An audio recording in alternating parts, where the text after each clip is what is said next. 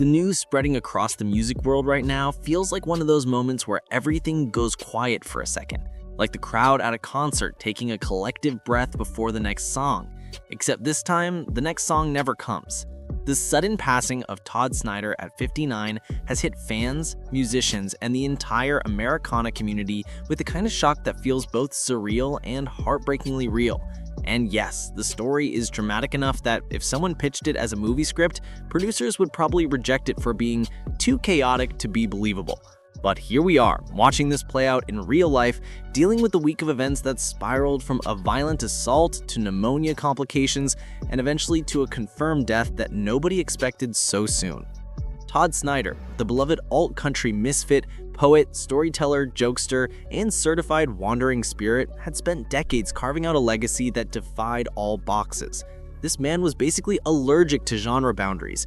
Folk, rock, Americana, country, blues, spoken word political satire, he could do it all, often in the same song, usually with the grin that told you he knew exactly what he was doing. His career spanned from the early 90s all the way until essentially a few days before the chaos began. He was that kind of artist, touring constantly, making people laugh until they cried, and then making them cry for real with lyrics that hit a little too close to home.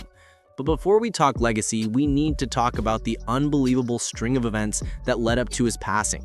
Let's be honest, if someone said, hey, here's what happened to Todd Snider in the last few weeks, many fans would have thought it sounded like one of his own story songs. The kind where he'd stand on stage with a guitar, go off on a 10-minute tangent about some bizarre situation he got himself into, and somehow still bring it back around to the chorus like nothing ever happened.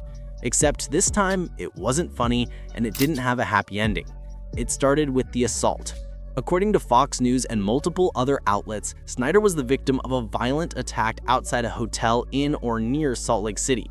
Not a shoved on the way to a bar situation, an actual severe assault that left him with significant injuries. His team came out with a statement confirming the event and explaining that the rest of his High, Lonesome, and Then Some tour would be canceled. Fans figured he'd take time to rest up, heal up, and come back swinging the way he always did. Because if there's one thing Todd Snider had proven over the years, it's that he was resilient. The man once spent half a concert barefoot because he lost his shoes backstage. He bounced back from everything. But then things took a turn that nobody was prepared for.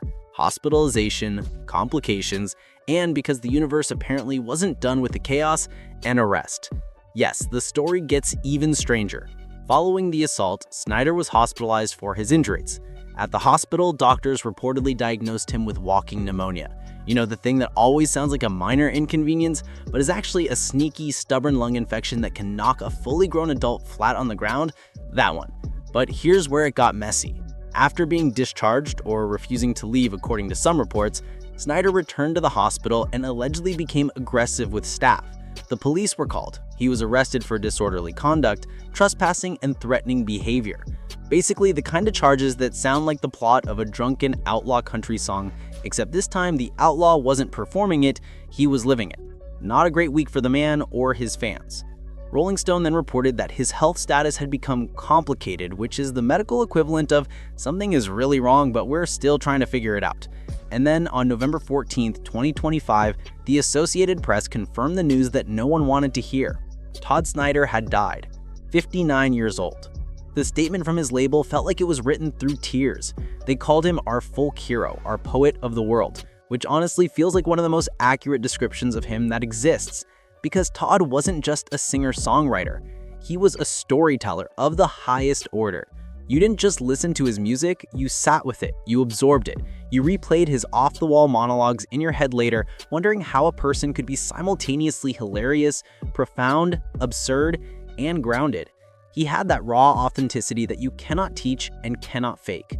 His songs drifted between satire and sincerity in ways that made you feel like he was letting you in on some cosmic joke, but also on some universal heartbreak. The ripple effect of his death has been immediate. Musicians across Nashville and beyond have posted tributes, stories about his generosity, his weird humor, the way he could walk into a writer's room and disarm everyone with one sentence, and his deep compassion that often hid behind jokes. One fan described him as the poet laureate of people who don't have their lives together but still have a good story to tell. If that isn't perfect, I don't know what is. Meanwhile, the circumstances around his passing continue to raise questions. What exactly happened during the assault? Who was responsible? Did the injuries amplify his pneumonia? Did the stress of the arrest worsen his condition? Will authorities release more detailed information? The answer to all of this right now is we don't know, and that uncertainty only adds another heartbreaking layer to the entire situation. It feels like watching the final chapter of a book, but the last few pages are missing. Yet, even with all these unanswered questions, one thing is absolutely certain. This man's impact on the music world is not going anywhere. His albums, from East Nashville Skyline to The Devil You Know to his countless live recordings, are going to be played even more now. His stories will be retold. His jokes will live on in fan memory. And somewhere, someone will hear a Todd Snider song for the first time and think, who is this guy and how did I not know about him sooner? That's the mark of a great artist. That's the mark of a true storyteller. And even though his final days were chaotic, painful, and unfair, that's not how people will remember him. They'll remember the way he could make a crowd laugh until their stomach ached, the way he sang with that lazy drawl that somehow managed to sound both careless and deeply intentional, the way he could take a tiny moment, a traffic stop, a breakup, a weird neighbor, and turn it into a song that made your life feel a little less lonely. Todd Snider was one of those rare artists who gave people permission to be flawed, messy, imperfect humans, because he was too. This will be one of those deaths that fans will talk about for years, not just because of the tragic final chapter, but because he meant something. He mattered. He made people feel seen, and honestly, in a world full of noise, that's a legacy worth more than platinum records. So for now, the music world is doing what it always does when it loses one of its own. Playing his songs louder, telling stories about him, laughing through the pain, and grieving together. Somewhere out there, a bar is dimly lit, someone's on a stool with a guitar, and after a long silence, they'll say, "This one's for Todd," before strumming the first chord. Rest in peace to a true original, a troubadour, a comedian, a philosopher, a rebel, and a songwriter who could turn chaos into art. The world feels a little quieter without him today, but the echo of his work is going to last a very, very long time. And with that, thank you for watching.